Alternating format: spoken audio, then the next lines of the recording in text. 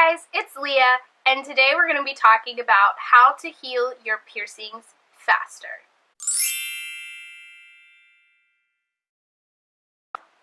As you all know, I have quite a few piercings. I have 18, I think.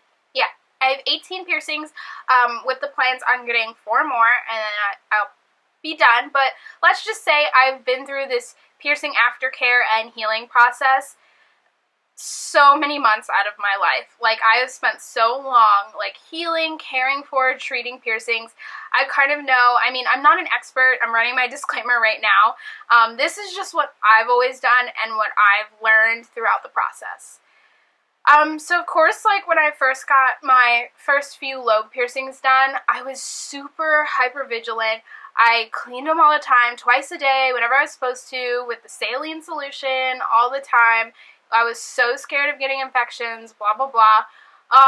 But as I started getting into, like, the 5th, 6th, and 7th, no, I don't have 8th, but 5th, 6th, and 7th, I sort of realized that sometimes my piercings were getting irritated, and actually these bottom two I can no longer, I'm waiting for them to close just because they get super irritated whenever I put jewelry in it.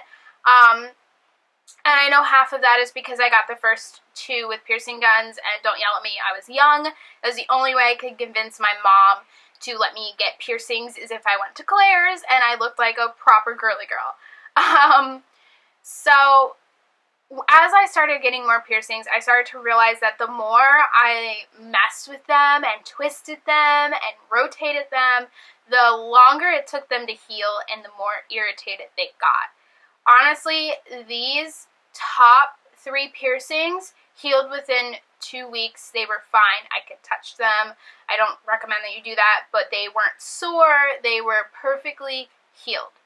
These bottom 4 took months and months, and one of them took even years for it to not be sensitive to the touch, for me to be able to change it or take out the jewelry. It just took such a long time. And then when I got my septum pierced, the biggest advice that I can give to you guys who get septum piercings or who are thinking about septum piercings is you need to choose whether you want to leave it down all the time for at least 6 months, or if you want to leave it flipped up all the time for at least 6 months. Those of you who are getting the piercings without parents knowing and are flipping them up and down, stop. Leave it flipped up. I know it's a pain in the butt because you want to show off your rebellious piercing and you want to go to school and have it down, but you're going to end up having to take it out forever. You need to pick one and you need to stick with it until it is healed, because trust me, flipping it up and down is not going to allow the piercing to heal at all. It's going to get sore. It's going to, create issues with your nose. Your nose is going to get sore. And I'm not saying that, like, if you wanted to flip it down for, like, one day because you were out and you were like, oh, I want to show people, like, go ahead. But just don't be flipping it up and down like a freaking door knocker. It's not going to heal. You just need to leave it alone and let it be. That is the best advice. Mine took, not a long time. The average healing time for a septum piercing is 6 to 12 months. Mine took about 7 months for me to be able to touch it and not have it, like, sting or anything or be sensitive. And I was actually able to change it. So I just advise that you leave it be, even though you can change the jewelry. Like, I think after 3 months, I didn't want to risk it, like, it being sore and unnecessary handling of it. So just be aware that when you get a septum piercing, you're going to have to make that decision to just leave it alone for a really long time. I know it's super fun and super cute, but you just need to let it be and let it heal. When you get a nose piercing, it is a lot different from a septum piercing. It isn't as painful. It didn't really hurt at all, actually. It didn't hurt any more than, like, an ear piercing. But the same advice. Leave it alone as much as possible. I did not follow my own advice.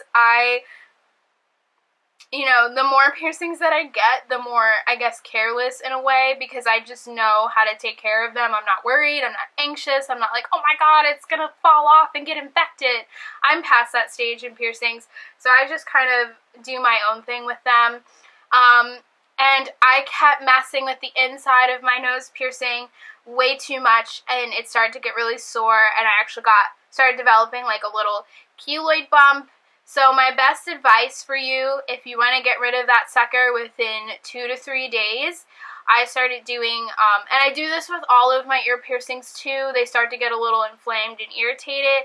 I just get like a hot compress and I put it on and I let it, get all those germs out, soak out all of those germs from my piercing, and that usually makes the swelling of any piercing go down if you do that twice a day. My nose piercing, however, was a little different. It was really weird. It wasn't like a keloid per se. It was almost like a pimple. It was almost like the vessel that's like by my nose, I guess, got irritated and I guess got germs in it because I was touching it. So don't touch your face because you'll create a pimple next to your nose ring like I did. And of course it was really irritating because it was putting pressure on the nose piercing itself, and then that could have led to a keloid.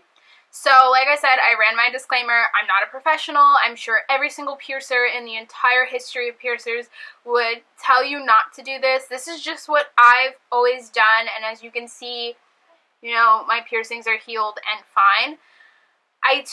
And this is what I do with my pimples sometimes. I take a very, very thin, sterile needle, and I poke the smallest, when I'm talking thin needle, I'm talking the thinnest needle you've ever seen in your life. And I poked a tiny hole to drain out all of, the blood and everything that was in this little, bump that was forming. I drained it all out completely, and then I put a heat compress on it, which shrunk the skin. And then I followed it up with putting half part tea tree oil and half water on it, and it went away. Within 2 days, it was completely gone. I also had to do that with my daith piercing because I just kept rotating it and flipping it and touching it, and it started to get irritated. I did that as well. It worked for me. I'm not saying it will work for everybody. Keyword is sterile needle. Don't go poking some crusty ass needle in your nose. That will cause infection 110%. And the last thing that I wanted to talk about, besides putting heat compresses to put down swelling and to get germs and bacteria out of your piercings, I never use the ocean salt spray or the saline solution spray. They didn't seem to work as well for me, and my piercings didn't heal as quickly. I always do a tablespoon of sea salt, and it has to be sea salt. Don't use regular random iodized salt. I use sea salt and warm water, and I clean and with a cotton swab and put it on all of my piercings and move them around and rotate them, and that has always helped them heal quicker. In my experience, I did try the ocean spray salt and the sea salt and the saline solution salt or whatever. I just find that for me personally, they didn't work as well. So that is my little spiel on how to take care of your piercings and how to make them heal faster in my experience. I will say that once again, so don't come yelling at me if you get an infection because you were popping things on your piercings. So thanks for watching. See you next time.